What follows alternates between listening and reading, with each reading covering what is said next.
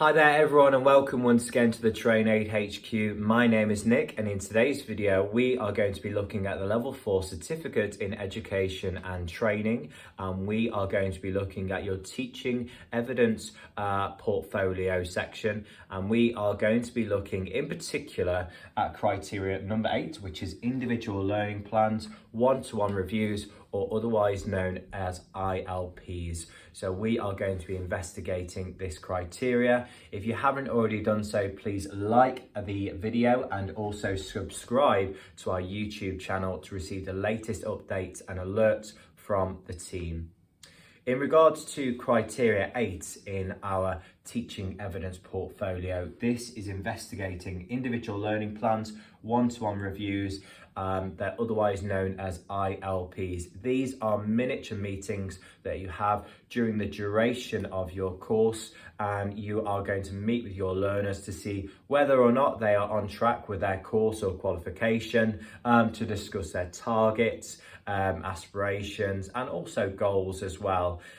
So these ILPs are conducted between the teacher and also the learner, often within private. They take roughly 10 to 30 minutes depending on your organisation requirements, and these are just, as I mentioned, miniature meetings to see whether or not the candidates are on track with achieving their course or qualification. So in this video we are going to investigate ILPs in more detail. In regards to passing this criteria, so criteria 8 of the level 4, we need for you to submit a minimum of 5 completed ILPs that you have done with your learners. Okay, so ILPs are one-to-one meetings. ILPs can be completed using your own organisation's template. That's absolutely fine, okay. And also, if you're new to ILPs, perhaps on your course or qualification that you're teaching, you can of course use the template provided by TrainAid and Highfield Qualifications. That is absolutely fine to do as well. But first, let's have a look and let's have a discussion all about ILPs. And more information can be found out in the textbook. Pages 63 and 64 has a chapter on ILPs. But what are ILPs? What is this term? So they're quite simply a one-to-one meeting with your learner, okay, and they're often referred to as progress meetings. Okay, these are going to be fantastic during your course and qualification teaching, as it does provide encouragement to the learner on their progress. So it's just a pat on the back to say, very well done, keep going with your course. Or alternatively, it's an opportunity to find out about perhaps where your learner is perhaps going wrong during the course, and it's an opportunity to perhaps get them back on track, to find out if they do need any additional support, and also to establish some targets as well. As you can see, ILPs are best done within private, so it's very much a one-to-one chat. And in terms of an ILP meeting length, anywhere from perhaps 10 to 30 minutes would be absolutely fine to do. Now, in terms of ILP, what paperwork is required? How do I complete an ILP? So just here on the board, we have an individual learning plan template, so an ILP. So as we can see here, we have some various details about the learner name, the teacher name, we have a start date, and we also have details of the initial assessment, learning preferences, any support requirements as well. So this is very well presented as an ILP template. So the teacher will complete this form during the meeting. There'll also be some goals as well, some agreed goals that the teacher and also the learner discuss and finally agree. They might also have a target date as well. So if you're teaching perhaps a long course, which is perhaps 6 months or a year, then of course you might have 2 or 3 ILPs during that time, and these are going to help track your learner progress all the way to the end of the qualification as well. So these are, one-to-one and miniature meetings as well. In terms of the teacher, As a teacher, you can of course handwrite your ILP, okay, and also you could type out the notes, the minutes, if you wish as well. Okay, so do have a look in the textbook. You will see this ILP template as well. So what are the considerations when completing an ILP or one-to-one review? So my advice is to involve your learners as much as possible, encourage them to discuss their learning and any support needs, and to use their knowledge of their strengths and areas for development. Okay, so during an ILP meeting, it should be very much you discussing their progress and really getting the learner to really take control of the meeting, and really for them to come out of their shell, to really express what's going well, any aspirations as well. So hopefully we can see that ILPs are a positive experience. They're going to help foster motivation as well. Often within schools, colleges, ILPs are a requirement. So do allow for time during, your course or qualification to factor in ILPs. This is going to be fantastic evidence in terms of providing ILP data to perhaps course managers or directors of learning, because they will be interested to see how you are supporting your learners. So this is often a legal requirement within schools and colleges.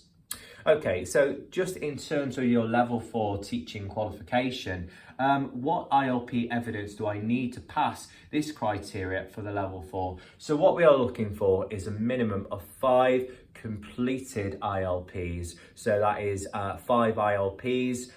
So there are going to be 5 copies of ILPs submitted. You can, of course, perhaps conduct ILPs for all of one class, and you could submit many ILPs within your teaching portfolio. That's absolutely fine, but we're looking for a minimum of 5 different learners, of course.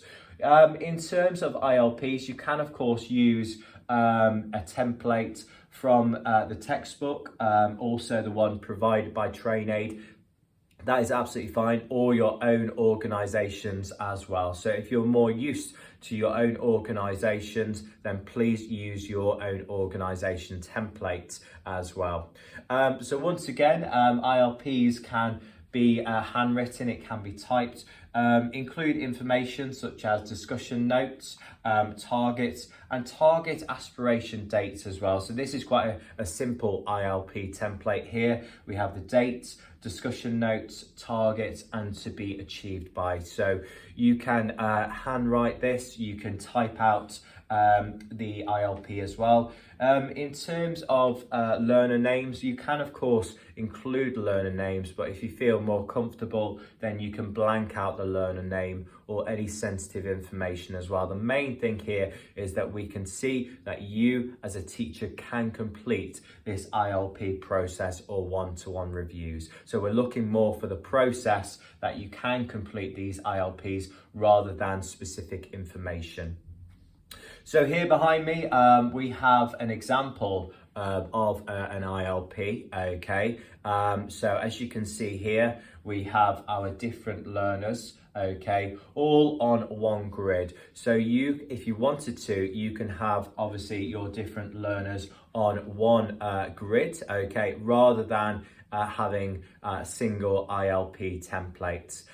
So this is an ILP meeting that I did with some of my learners on the level 3 award in education and training in London. So that is a 3-day course, but regardless, ILPs can still happen, okay, even on shorter courses. So this is very much a 5-minute chat with our learners, just discussing their course progress, what's going well during the 3-day course, and also setting them some individual targets and aspiration dates as well. So even if you teach perhaps a day course, you can have an ILP meeting with them, perhaps during a coffee break to find out what they're enjoying on the course, and also some aspirational targets, perhaps how their training is going to be used within their future teaching practice as well. well.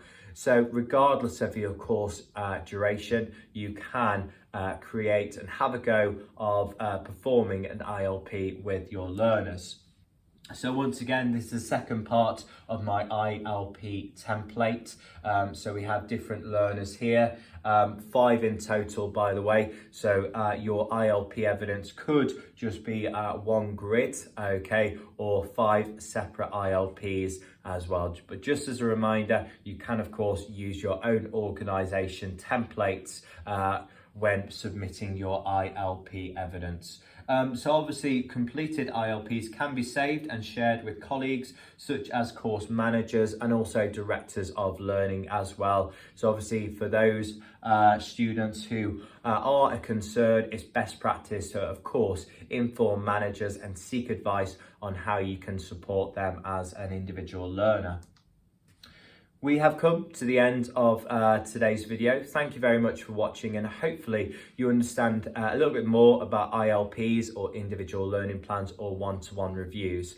Thank you very much for watching. Also do like and subscribe to the video. Remember to send in your completed ILPs to the submissions team. They take 5 days to turn around any marking. And finally, do give us a call if you have any questions about your ILP evidence or if you have any questions about the level 4 qualification.